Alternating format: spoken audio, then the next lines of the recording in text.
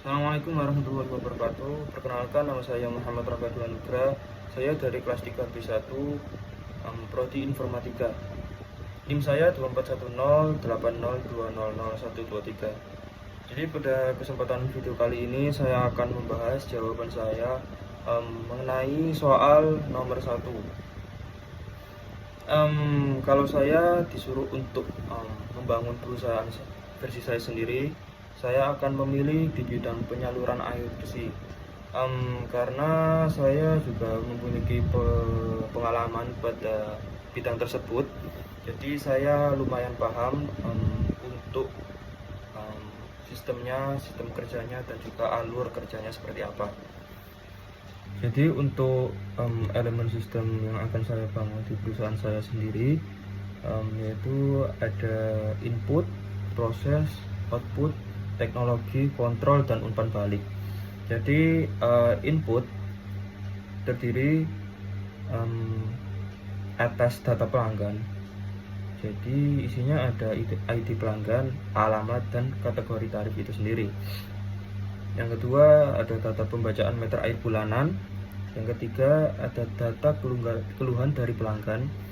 Yang keempat ada data teknisi dari lapangan.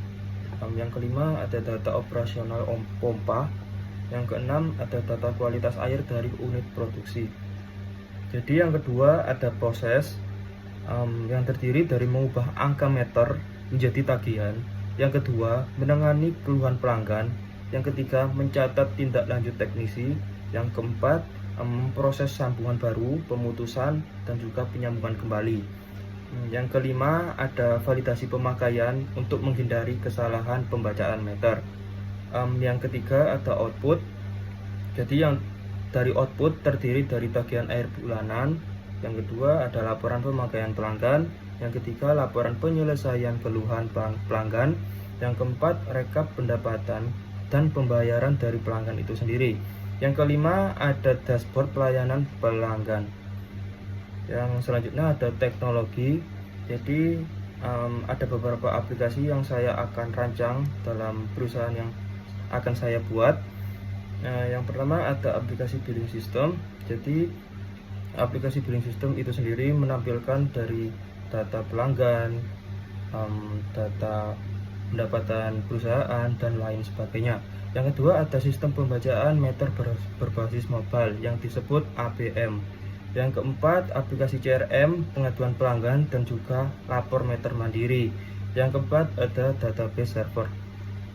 Yang selanjutnya ada kontrol, terdiri dari validasi angka meter yang tidak wajar. Yang kedua pembatasan hak akses. Yang ketiga audit internal. Yang keempat log aktivitas sistem. Yang enam, yang terakhir umpan balik atau feedback, yang terdiri dari keluhan dari pelanggan itu sendiri, data kebocoran, dan evaluasi SLA pelayanan. Jadi untuk poin selanjutnya yaitu penyikapan perusahaan terhadap kompetitif. Yang pertama ada ancaman pendatang baru dalam perusahaan yang saya akan buat. Ini termasuk rendah ancamannya karena distribusi air membutuhkan izin dari pemerintah dan juga infrastruktur yang besar pula. Yang kedua ada kekuatan pemasok.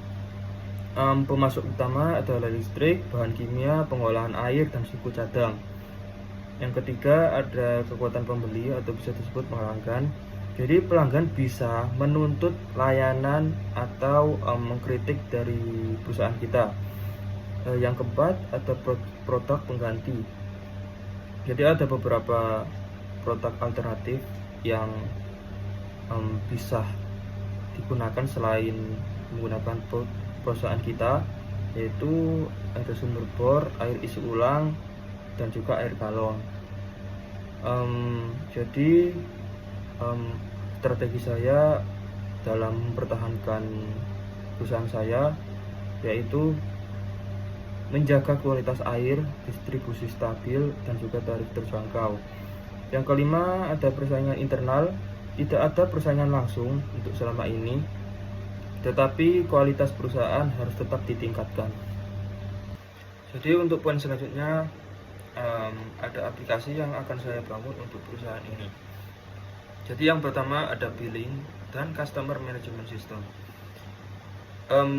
Isi dari aplikasi ini adalah untuk sistem informasi akuntansi dan juga sistem informasi dari pelanggan. Yang kedua ada aplikasi pembacaan meter mobile. Jadi aplikasi ini digunakan untuk petugas pembaca meter melaksanakan tugasnya. Yang ketiga ada sistem pengaduan pelanggan ataupun kita bisa disebut CRM. Aplikasi ini berisi tentang informasi mengenai data pembacaan yang bisa diakses oleh masyarakat, dan juga masyarakat bisa melaporkan meternya secara mandiri di rumah masing-masing. Yang keempat ada sistem manajemen aset. Aplikasi ini berisi tentang aset dari perusahaan, pendapatan dari perusahaan itu sendiri dan lain sebagainya. Jadi adapun spesifikasi hardware dan juga softwarenya, hardwarenya saya akan memilih server Intel Xeon, RAM-nya 32GB dan SSD-nya 1TB. PC operator memiliki prosesor i5, RAM 8GB itu untuk minimal itu sendiri. Smartphone petugas pembaca meter, RAM kisaran 4-6GB dan juga kabelan dan fiber. Untuk softwarenya saya akan memilih Linux server atau Windows. DBMS-nya PostgreSQL, backend-nya Laravel atau Java Spring, front-end-nya React, mobile Flutter, GIS-nya QGIS atau ArcGIS.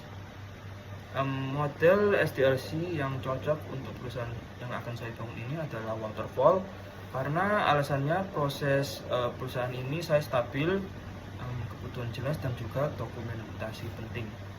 Jadi untuk tahapan saya untuk membangun perusahaan ini, yang pertama adalah rekrutmen, wawancara, unit, buplang atau hubungan langganan, teknik dan keuangan. Yang kedua ada desainnya. Saya akan mendesain database, alur meter, dan juga keluhan dari pelanggan itu sendiri. Yang keempat, implementation, pengembangan aplikasi. Nomor 4, testing. Jadi saya akan uji coba dengan petugas dari staff loket. Yang kelima ada deployment, yang isinya migrasi data dan juga pelatihan. Yang keenam ada maintenance, jadi ada beberapa perbaikan bug dan juga fitur dari aplikasi yang akan saya buat. Dan yang terakhir ada strategi pemasaran produk. Jadi ada beberapa strategi yang saya akan jalankan untuk mempromosikan perusahaan saya. Jadi yang pertama ada informasi tentang kualitas air secara transparan yang tidak ditutup-tutupi. Yang kedua, kanal pengaduan mudah lewat WA, website, dan juga sosial media. Yang ketiga ada edukasi penggunaan air secara bijak. Yang keempat ada promo dengan sambungan baru. Yang kelima, publikasi laporan gangguan dari masyarakat. Yang keenam ada peningkatan citra pelayanan. Yang ketujuh atau yang terakhir ada aplikasi mobile untuk cek tagihan.